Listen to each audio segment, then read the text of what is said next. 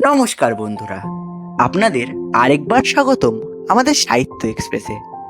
আজ আমাদের এক্সপ্রেসের পরবর্তী গন্তব্যস্থল বিখ্যাত সাহিত্যিক সঞ্জীব চৌধুরী রচিত পোর্ট্রেট। আশা করছি আপনারা এই অ্যাডভেঞ্চারমূলক যাত্রাটি সম্পূর্ণরূপে উপভোগ করবেন। আপনাদের যাত্রাটি শুভ হোক।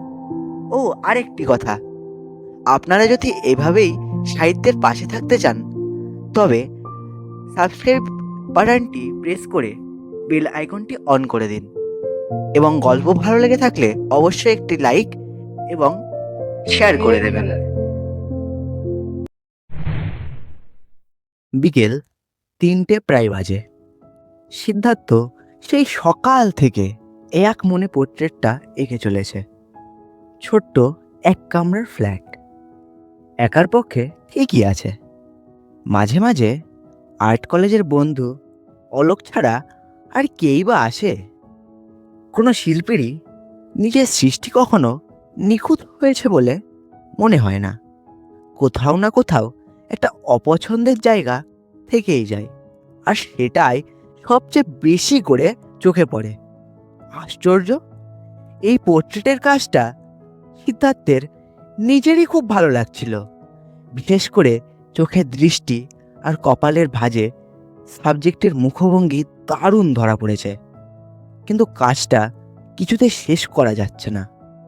হঠাৎ কেন কে জানে পোর্ট্রেটটাই তুলি ছোঁয়ালেই সিদ্ধার্থর ডান হাতের আঙুলগুলো অসম্ভব কাঁপছে। তুলিটা আঙুলে ধরে রাখতেই পারছে না। বারবার চেষ্টা করেও যখন কাজটা কিছুতেই শেষ করা গেল না, সিদ্ধার্থ অসহায়ের মতো রংমাখা তুলিগুলো জলে ডুবিয়ে চুপ করে স্টুলের উপর বসে রইল। দু একবার মনে হলো পোর্ট্রেটটার দিকে তাকালে মনের ভিতরে কেমন যেন একটা আক্রোশ জন্মাচ্ছে। মনে হচ্ছে ছবিটাকে এক তুলির টানে নষ্ট করে দেয়। এরকম ভয়ঙ্কর অনুভূতি তো আগে কখনো হয়নি। সিদ্ধার্থর হঠাৎ খুবই ভয় লাগলো। ক্যানভাসটা এখনো পুরোপুরি শুকোয়নি। সাবধানে ইজেল থেকে নামিয়ে বেডরুমের খাটের নিচের অন্ধকারে রেখে আসতেই দেখলো কাঁপুনিটা অনেকটা কমেছে। সিদ্ধার্থ শুনেছে পার্কিনসন্স ডিজিজ বলে নাকি একটা নার্ভের অসুখ আছে। সচেতন হয়ে কোনো কাজ করতে গেলেই হাত কাঁপে, কিন্তু সে রোগ তো সারে না। তাহলে কি ওর ছবি আঁকার এখানেই ইতি? মেঝেতে পড়ে থাকা রঙের টিউব আর তুলিগুলো যেন করুণ চোখে ওর দিকে তাকিয়ে বিদায় জানাচ্ছে। এত বছর পর আজ আর্ট কলেজের রবিন স্যারকে মনে পড়ল। ফাইনাল ইয়ারে ফিগার ড্রয়িংয়ের ক্লাস চলছে। একজন বৃদ্ধকে সামান্য পারিশ্রমিকের বদলে বসিয়ে রবিন স্যার লোকটার শরীরের ভাঁজ নিয়ে ক্যানভাসে ছিনিমিনি খেলছেন। রবিন স্যারের অ্যানাটমির জ্ঞান ছিল অসাধারণ।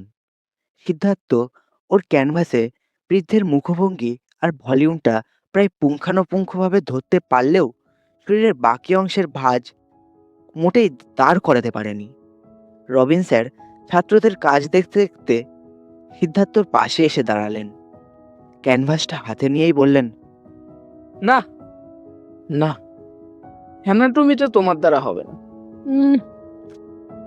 তুমি বরং পোর্ট্রেট নিয়ে খেলো, ওটাই তোমার জন্য ঠিক আছে। স্যারের এই অপ্রিয় কথাটাই সিদ্ধার্থ সেদিন কষ্ট পেয়েছিল খুব। মনে মনে নিজেকে চ্যালেঞ্জ জানিয়েছিল, একদিন এমন পোর্ট্রেট আঁকবো যা রবিন স্যার আঁকতে পারবেন না। কলেজের পাঠ চুকতেই অপ্রত্যাশিতভাবে ব্যাংকের টাকা গোনার চাকরিটা জুটে গেল। বাড়ির সবাই খুব খুশি হলেও চাকরিটা পেয়ে সিদ্ধার্থ নিজে খুশি হয়নি। অলোককে আক্ষেপ করে বলেছিল, সংসারে সবাই স্বার্থপর বুঝলি। চাকরিটা বাধ্য হয়ে মেনে নিতে হলো।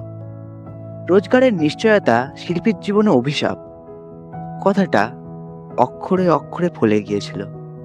সিদ্ধার্থ নিজেই বুঝতে পারে কলেজ ছাড়ার পর এই 5 বছরেই ভালো পোর্ট্রেট আঁকার প্রতিজ্ঞার জোরটা এখন অনেকটা দুর্বল। এখন শুধু ছুটির দিনে রং তুলি নিয়ে আঙুলগুলো চালু রাখার প্রচেষ্টা মাত্র। মনে মনে বলল, সেটুও কি তবে শেষ হয়ে গেল? ডাইনিং স্পেসের বেশিরভাগটাই ইজেল, ক্যানভাস আর রং তুলিতে ঠাসা। কাচের খাওয়ার টেবিলটার উপরেও এক গাদা ফ্রেমে বাঁধানো পুরনো পেন্টিং। যে ফটোটা দেখে সিদ্ধার্থ পোর্ট্রেটটা আঁকছে তার গোফের পাশে একটা ছোট্ট কাটা দাগ রয়েছে। খুঁটিয়ে না দেখলে অবশ্য দাগটা চোখে পড়ে না। ওই দাগটা দিয়েই ছবিটা শেষ করে সিদ্ধার্থ বাইরে থেকে কিছু খেয়ে আসবে ভেবেছিল। আজ রান্নার মাসি আসেনি। মোবাইলটা বাজছে। স্ক্রিনে অলোকের নাম। হ্যালো। কিরে, কাজটা শেষ করেছিস? আজ পোর্ট্রেটটা দিচ্ছিস তো? অলোক ভাই, এবার আসতে পারি ভাই, প্লিজ আয়। কেন রে, তোর গলা এরকম লাগছে কেন? কি হয়েছে? সত্যি কথা বল আমাকে, কি হয়েছে তোর? সিদ্ধার্থর আঙুলগুলো এত কাঁপছে যে ফোনটা হাত থেকে মেঝেতে পড়ে গেল। ওপাশ থেকে তখনও ভেসে আসছে, hello, hello, Siddharth, hello, hello, Siddharth. সিদ্ধার্থর বরাবরের অভ্যেস ফ্ল্যাটের দরজা রাত্রি ছাড়া অন্য সময় হা করে খুলে রাখে। বলে, এপারে এত গায়ে গায়ে বাড়ি, দরজা বন্ধ করলে দম বন্ধ হয়ে আছে। ফলে অলোক যে কখন ঘরে ঢুকছে ও নিজেই টের পায় না। একভাবে দুটো হাঁটুর মাঝে মাথাটা গুজে স্টুলের উপর বসে আছে সিদ্ধার্থ। একটা অদ্ভুত অনুভূতির ওর গোটা শরীরটাকে ক্রমশ যেন অবশ করে ফেলছে। এটা ঠিক ভয় না, কিন্তু এমন একটা কিছু যা ও আগে অনুভব করেনি। অলোক ওর দু কাঁধে হাত রেখে শরীরটা ঝাঁকিয়ে বলল, এই সিদ্ধার্থ, সিদ্ধার্থ, এই কি হয়েছে বলতো তোর? এমন এমন কাঁপছিস কেন তুই? জ্বর টর আসেনি তো আবার? দেখি দেখি কপালটা দেখি তোর, দেখি। বিছানায় শুয়ে মুখে চোখে জল দিতে সিদ্ধার্থ একটু ধাতস্থ হয়ে অলোককে পরপর ঘটনাগুলো বলল।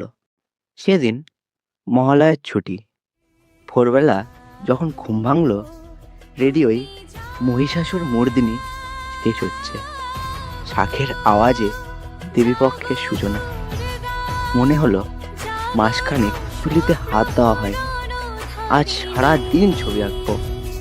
এক কাপ কফি বানিয়ে সবে নতুন একটা ক্যানভাসে ইজেল তুলেছি। পাশের বাড়ির ওই যে কাচের জানালাটা দেখছিস, ওখান থেকে একটা ঠক ঠক আওয়াজ। জানালাটা এখন যেরকম বন্ধ, আমি ফ্ল্যাটে এসে থেকেই ওই রকমই বন্ধ দেখে আসছি। কোনো দিনই খোলা দেখিনি। ঘুরে তাকাতে দেখি জানালাটা খুলে এক ভদ্রলোক দুহাত জোর করে আমায় নমস্কার জানাচ্ছেন। বেশ কালো, বয়স ৬০ কি ৭০। সাদা পাঞ্জাবি, চেক লুঙ্গি, এক মাথা পাতলা চুল, উস্কো খুস্কো।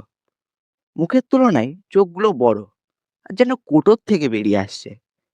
এ পাড়ায় ৫ বছর হয়ে গেলেও কারোর সঙ্গে মেলামেশা হয়নি। ও বাড়িতে কারা থাকে, কে ওই ভদ্রলোক, কিছুই জানি না। আমি জানালার কাছে উঠে গিয়ে প্রতি নমস্কার জানালাম। ভদ্রলোক বললেন, আপনি তো একজন বড় শিল্পী। আমার একটা ছবি এঁকে দেবেন প্লিজ? পাগল টাগল নাকি?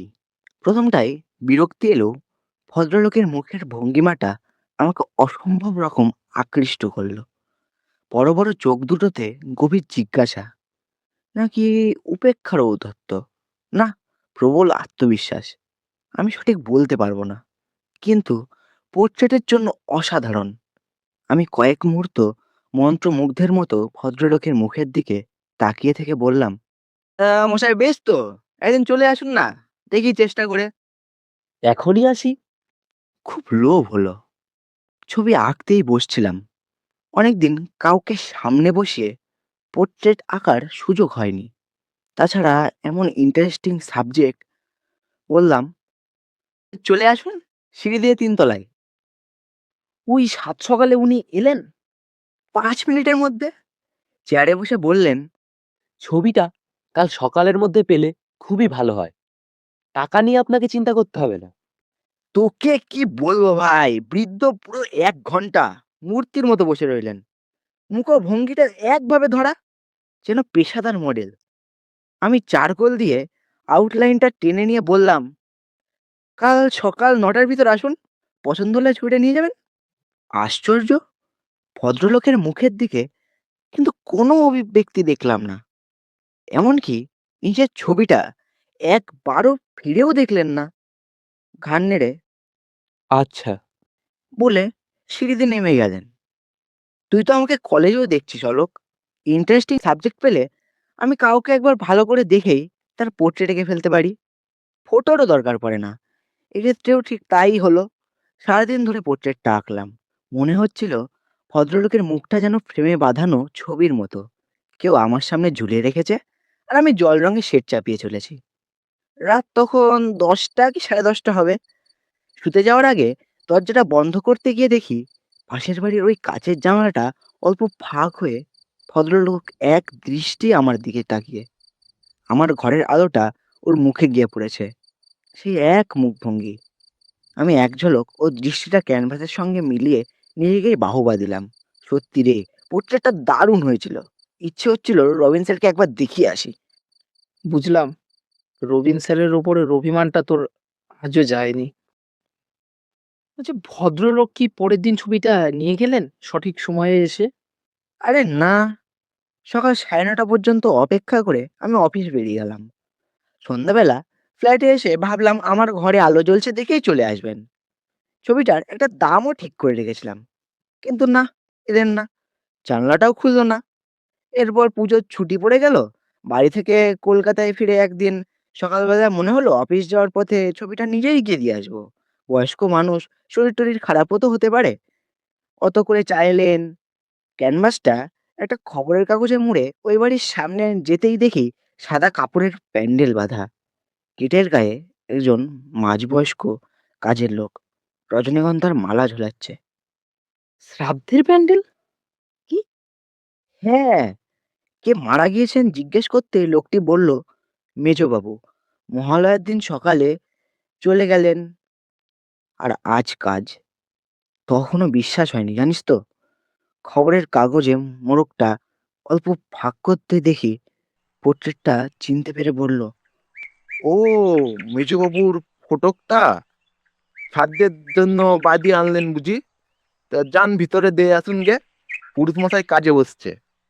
এক সেকেন্ড, তুই যে বললি মহালয়ের দিন শুতে যাওয়ার আগে তুই সেই ভদ্রলোককে জানলায় দেখেছিস, সেটাই তো।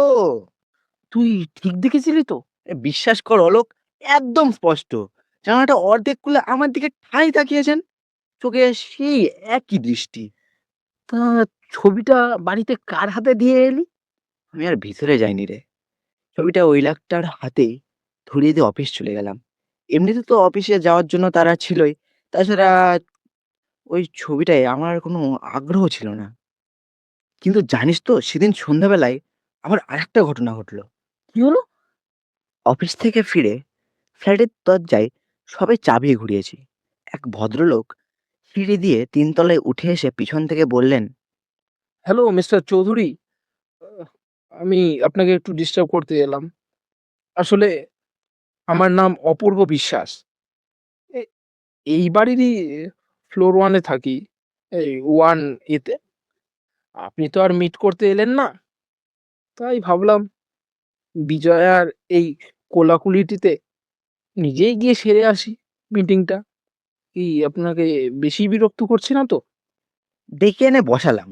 সুদর্শন, 70-এর নিচেই মনে হয়। বললেন, বিয়ে থা করেননি, একাই থাকেন। মাঝে মাঝে বেঙ্গালুরুতে এক ভাইপোর কাছে গিয়ে কিছুদিন কাটিয়ে আসেন। এ কথা সে কথার পর অপূর্ব বিশ্বাসের আসল উদ্দেশ্যটা বোঝা গেল। সেদিনই সকালে মল্লিক বাড়ির শ্রাদ্ধের নেমন্তন্ন গিয়ে অচিন্ত মল্লিকের পোর্ট্রেটখানা দেখে ভদ্রলোক একেবারে মুগ্ধ। অচিন্ত মল্লিক? এক সেকেন্ড, মানে তোর পাশের বাড়ির ওই সাবজেক্ট, তাই তো? হ্যাঁ, ওখানেই শুনেছেন ছবিটা আমার আঁকা। অপূর্ব বিশ্বাসের ওই রকম একখানা পোর্ট্রেট চাই। যা পারিশ্রমিক লাগে তক্ষুনি অগ্রিম দিতে রাজি। আমি এতক্ষণে ভদ্রলোকের মুখের দিকে ভালো করে তাকিয়ে দেখলাম, না, অচিন্ত মল্লিকের মতো সেরকম কোনো বিশেষত্ব নেই। তবে চওড়া কপাল আর টিকুলো নাক, মুখের তুলনায় পাতলা ঠোঁটে ভদ্রলোকের মুখে বেশ একটা আভিজাত্য আছে।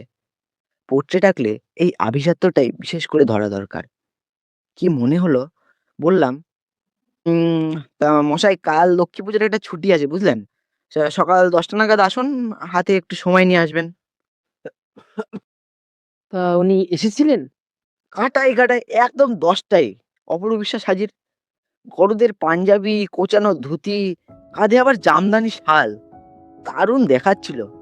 ভদ্রলোকের পোর্ট্রেটে যে আভিজাত্যের স্টাইলটাকে ধরতে হবে সেটা গতকাল ঠিকই আন্দাজ করেছিলাম।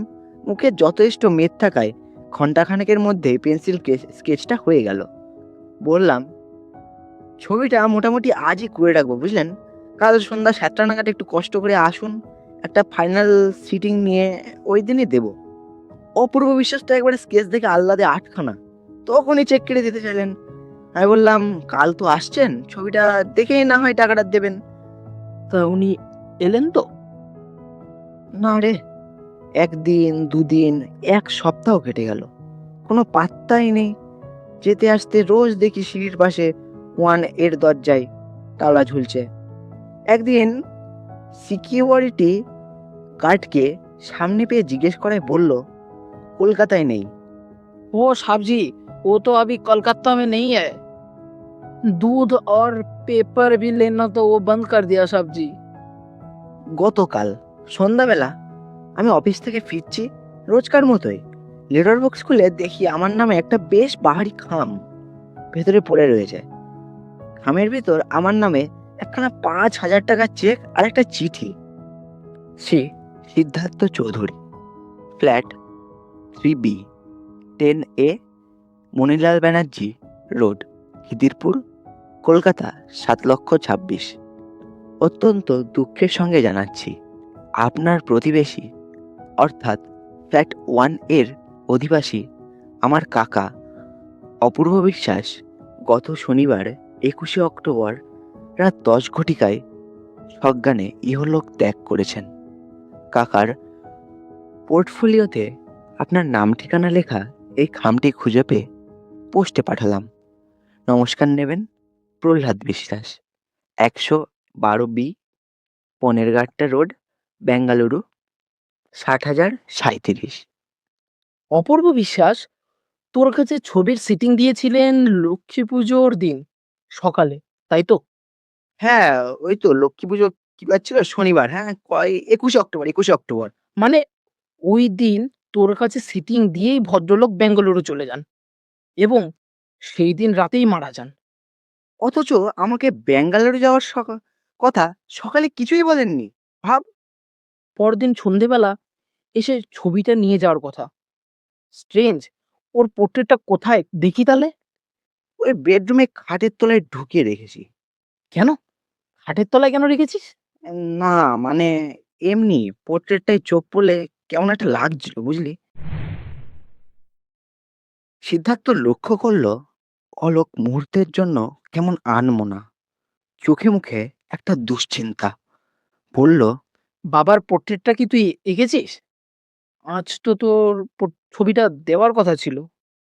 ভাই কিছু মনে করিস না রে, পরপর এমন দুটো ঘটনার পর মেসোমশাইয়ের ছবিটা আর ধরিনি, বুঝতেই পারছিস। কথাটা শুনে অলোক যে বেশ স্বস্তি পেল সেটা সিদ্ধার্থর বুঝতে অসুবিধে হলো না। অলোক আসার পর সিদ্ধার্থর কাঁপুনিটা আর আসেনি। সকাল থেকে পেটে কিচ্ছু পড়েনি।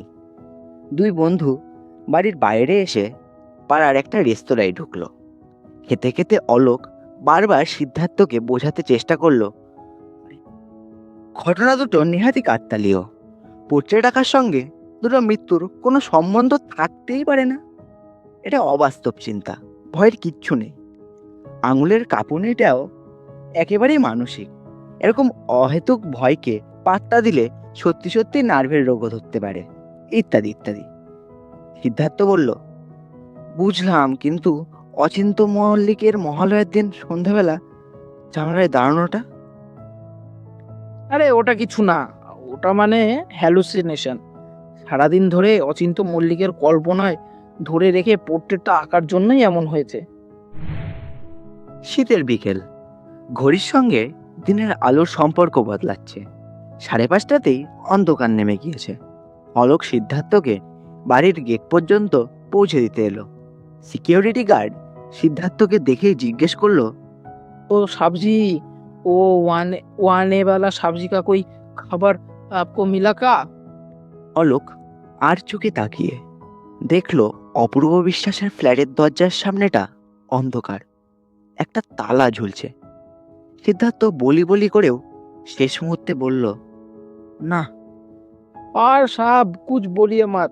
वो जो दूध वाला है ना, वो हमें देखते ही सिर्फ बोलता है वो सबका দুধের টাকা বাকি ছিল, ও সবকা দুধের টাকা বাকি ছিল।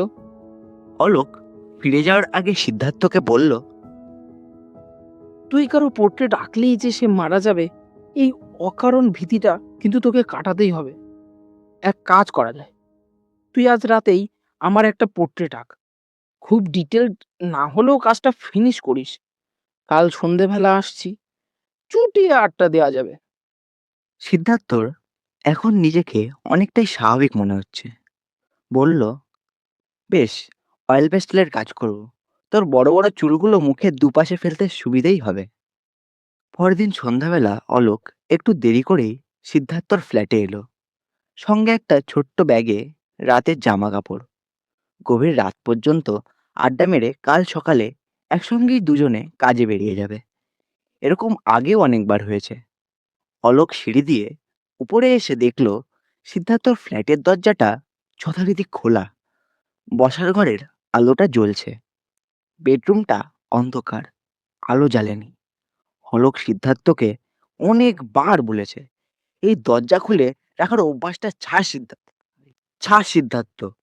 ফ্ল্যাটের সিঁড়ি দিয়ে কত রকম লোক যাতায়াত করে, কি দরকার? তাছাড়া দরজা খোলা রাখলে প্রতিবেশীদেরও তো অসুবিধা হতে পারে। অলোক ভিতরে ঢুকলো। ডাইনিং স্পেসের একপাশে ইসরায়েলের উপর একটা ক্যানভাসে খবরের কাগজ দিয়ে চাপা দেওয়া। ভালোই করেছে, আজকাল খুব শ্যামা পোকার উপদ্রব। কাঁচা রঙের উপর পোকা বসলে খুব মুশকিল। ও চেঁচিয়ে ডাকলো, কিরে, বাথরুমে নাকি? কোনো উত্তর এলো না। অলোক জল খাওয়ার জন্য কিচেনে ঢুকে আলোটা জ্বালিয়ে দেখলো ছকছকে পরিষ্কার, বাসনপত্র তাকের ওপর পরিপাটি সাজানো। সিদ্ধার্থর বেডরুমের দেওয়ালে ওর বাবার একটা পোর্ট্রেট ঝোলানো আছে। সন্ধে হলেই সিদ্ধার্থ ছবিতে একটা ধূপ জ্বেলে দেয়। ঘরে ঢুকে দেখলো ধূপ নেই, কেউই নেই। অলোকের কেমন একটা খটকা লাগলো। বেডরুম থেকে বেরিয়ে আসতেই কাচের টেবিলের উপর কফির মাগ চাপা দেওয়া একটা কাগজ চোখে পড়ল। অলোক নিজের নামটা দেখেই কাগজটা হাতে তুলে নিল। অলোক, আমার কাছে আমাদের বন্ধুত্বটা আমার জীবনের চেয়েও দামি রে। ভেবে দেখলাম, পরীক্ষা যদি করতেই হয়, তোর উপর না করে নিজের উপরেই করা উচিত। এখনই আমার নিজের পোর্ট্রেটটা আঁকতে বসেছি। যদি কাল সন্ধ্যাবেলা এসে আমাকে আর না দেখতে পাস, আমার পোর্ট্রেটটা তুই নিয়ে যাস। আমি তোর স্মৃতিতে আরো অনেকদিন বেঁচে থাকতে চাই। খুব ভালো থাকিস রে, তোর বন্ধু সিদ্ধার্থ। অলোকের শির দাঁড়াবে কেউ যেন বরফ জল ঢেলে দিল। কফি মাগটা হাত থেকে স্লিপ করে টেবিলের কাচের উপর পড়ে বিশ্রী একটা আওয়াজ হলো। ভাগ্যিস কাচটা ভাঙেনি। বেডরুম, টয়লেট, কিচেন, বারান্দা সব আলো জ্বেলে ঘুরে দেখলো, না, সিদ্ধার্থ নেই। পাশের বাড়ির কাচের জানালাটা বন্ধ, কিন্তু ঘরের ভিতরে আলো জ্বলছে। অলোকের একবার যেন মনে হলো কাছের সারসির ওপাশে কারো একটা ঘন কালো ছায়া, কেউ যেন কাচের গায়ে দাঁড়িয়ে আছে। কি মনে হতে বেডরুমে ঢুকে নিচু হয়ে খাটের তলাটা দেখতে গিয়ে দেখে অন্ধকারে পাশাপাশি দুখানা ক্যানভাস মাটিতে পড়ে। প্রথমটা বের করে আনতেই বুঝলো এটা অপূর্ব বিশ্বাসের পোর্ট্রেট। জল রঙে অসাধারণ কাজ। দ্বিতীয় ক্যানভাসটা বের করে আনতেই অলোকের হাত পা অবশ হয়ে গেল। পোর্ট্রেটটা এত জীবন্ত যেন মনে হচ্ছে ওর বাবার সামনে দাঁড়িয়ে আছেন। কোনো কিছু ভাবার আগেই অলোকের মনে হলো এক্ষুনি বাড়িতে একটা ফোন করা দরকার। ততক্ষণে অলোকের বুক পকেটের ফোনটা বাজতে শুরু করে দিয়েছে। মা ফোন করেছেন। মা, বাবা কোথায় মা? কি হলো রে? হাঁপাচ্ছিস কেন? আগে বলো, বাবা কোথায়? বাবা কেমন আছেন? আরে, এরকম পাগলের মতো করছিস কেন রে? বাবা তো বাইরের ঘরে ছাত্র পড়াচ্ছেন, আজ বুধবার না?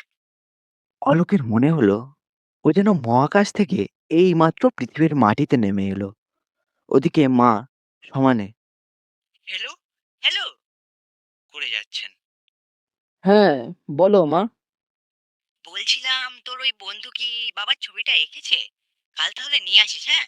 বাবার জন্মদিনে ওটা একটা দারুণ সারপ্রাইজ হবে, না বল? দেখিস যদি ও দিতে পারে। আচ্ছা, ছাড়ছি, হ্যাঁ মা। অলোকের এতক্ষণে আত্মবিশ্বাসটা কিছুটা ফিরতে সিদ্ধার্থর চিন্তাটাও ফিরে এসেছে। ইজেলের উপর ক্যানভাস চাপা দেওয়া খবরের কাগজটা সরাতেই সিদ্ধার্থর পোর্ট্রেটটা যেন ঘরের মধ্যে আলো জ্বেলে দিল। কি জীবন্ত হয়েছে কাজটা, অনবদ্য। সিদ্ধার্থর হাসিটা যেন অলোকের দিকেই বলছে, কিরে, হেরে গেলি? তোকে ফাঁকি দিয়ে গেলাম তো। কিরে, আরে কখন এলি রে? কাজটা কেমন হয়েছে বল? তোদের রবিন স্যার পারবে তো এরম পোর্ট্রেট? অলোক অনেকক্ষণ পর এই প্রথম একটা নিঃশ্বাস নিল। এই কোথায় গিয়েছিলি বলতো তুই? আবার দরজাটা হা করে খুলে রেখে চলে গিয়েছিস। তোর এই বদ অভ্যাসটা কোনোদিনও যাবে না, না? আরে রান্নার মাসি তো আজ আসেনি, ভাইরাল ফিভার হয়েছে, তাই আমাদের ওই ডিনারটা নিয়ে এলাম। তা খাবি তো বস?